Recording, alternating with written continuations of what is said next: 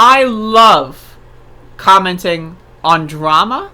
I love posting people's hot takes on my stream and then dunking on them. I love doing that. And I'm going to do that right now with former Senate candidate from West Virginia, Paula Jean Swearingen. So this is not her first tweet that she's made about AOC that seems like creepily obsessive. I got her other tweet here. This very interesting. This is from last month. This is a month ago. And this is some context. This is not her first meltdown about AOC. After weeding through trolls, what has AOC done for brand new Congress candidates that got her elected? We can argue until the cows come home, but none of y'all have access to her. No more than the ones of us that helped get her elected. For those of you that don't know, there is a Netflix documentary, I believe, called Knock Down the House, that follows AOC, Paula Jean, and other candidates as they attempt to get elected in the 2018 midterms. And so they're a part of the same sort of Justice Democrats kind of like clash, I guess. And then so like basically she goes on a meltdown about AOC and brand new Congress. I'm not going to read all that shit. But today, a couple hours ago, right, she's continuing and says, this is not what we supported when we started. Pretty sure at AOC is baiting or batting for what the party wanted her to do, not what will help to pass the policies we need. I'm highly disappointed with my colleague, and I won't align myself with her anymore. So this is my problem with this kind of bullshit, right? Now, again, right? If let's say, let's remove politics from this. Let's say we're all a bunch of podcasters, right? And my buddy podcaster's like being a bitch, and I'm like, I don't want to associate with that person anymore. Okay, cool, right? Now, that's a different calculation when, let's imagine we're all like fucking like podcasters and this one guy gets elected to Congress and he has actual power in the world. At that point, what does that mean? I won't align myself with them anymore. I genuinely just don't know what that means. Like, first of all, Paula Jean, you are not an elected official. You are a Twitter poster. And that's not necessarily a bad thing, right? But I'm going to read this article here because it's an interesting article. But I really like, you can criticize AOC and say this is a bad move without being like this weird, like, cancel-y, like brat at a fucking lunch table in 9th grade. You know what I mean? Like, it's like, and I won't align myself with her anymore. She's doing this, like, weird, like, force the vote crew, like, reach out kind of thing. I don't know what she's doing. It's really bizarre. So let's read this article. This is from Politico. Vulnerable Democrats fret after getting a shock. AOC's campaign cash.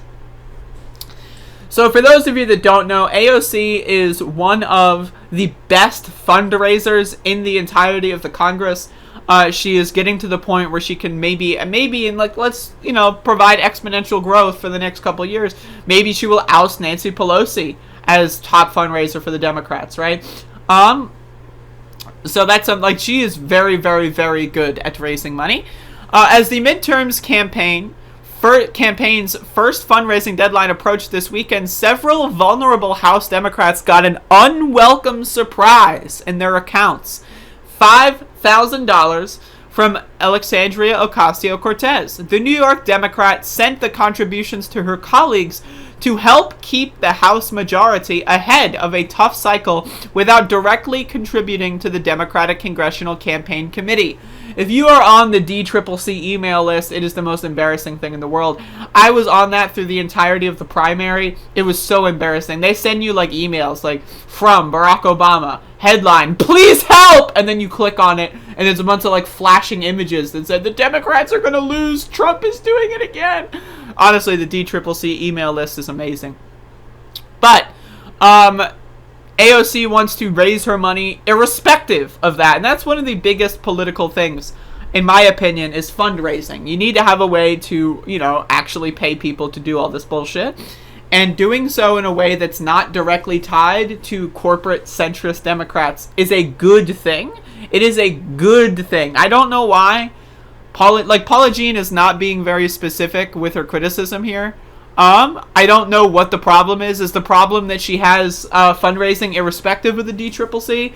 Is the problem that she's spending some of that money on Democrats that don't necessarily align with her? I don't know what the problem is. She's not very specific. And if you're going to cancel someone and say, I will no longer align with them, right? I mean, I would prefer to know why. That's my thing. Anyway, with which she's publicly clashed, but Ocasio-Cortez's largesse and oversight at the campaign headquarters has instead raised awkward questions among her colleagues as some swing district Democrats fret over whether to return her money before the GOP can turn it into an attack ad. Some members whose campaigns got unexpected AOC cash are seeking answers directly from the DCCC chair, Rep. Sean Patrick Maloney, and his top staffers. DCCC aides gave lawmakers wire transfers information to Alexandria Ocasio-Cortez's aides without the approval of more senior officials, according to multiple people familiar with the contributions.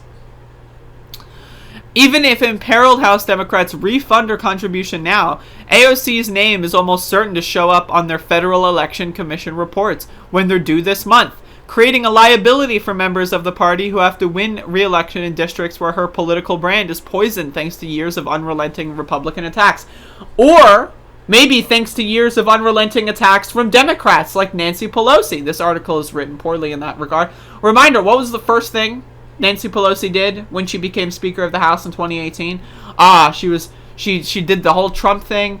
Trump is a bad guy. And then she spent months and months and months attacking Ilhan Omar, AOC, Rashida Tlaib, right? Just months and months and months attacking them. And then Trump picked up those attacks and then made them mainstream in the Republican Party. Who decided to attack AOC publicly first? It was Nancy Pelosi and the Democrats. This is not something, the Republicans are at it again, right?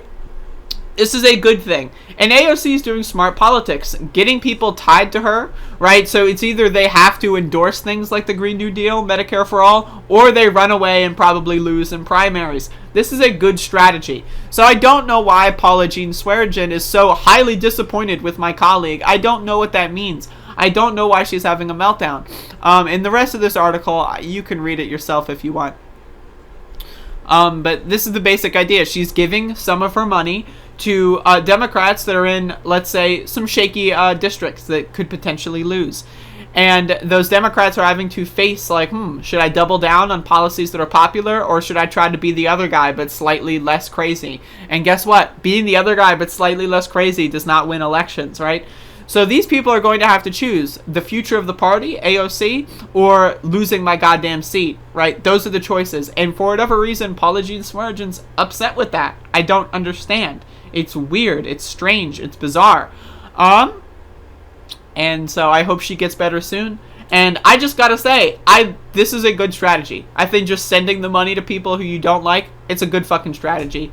And I endorse it, and I think it's good. So that's what I'm saying. I hope Paula Jean gets better soon, personally.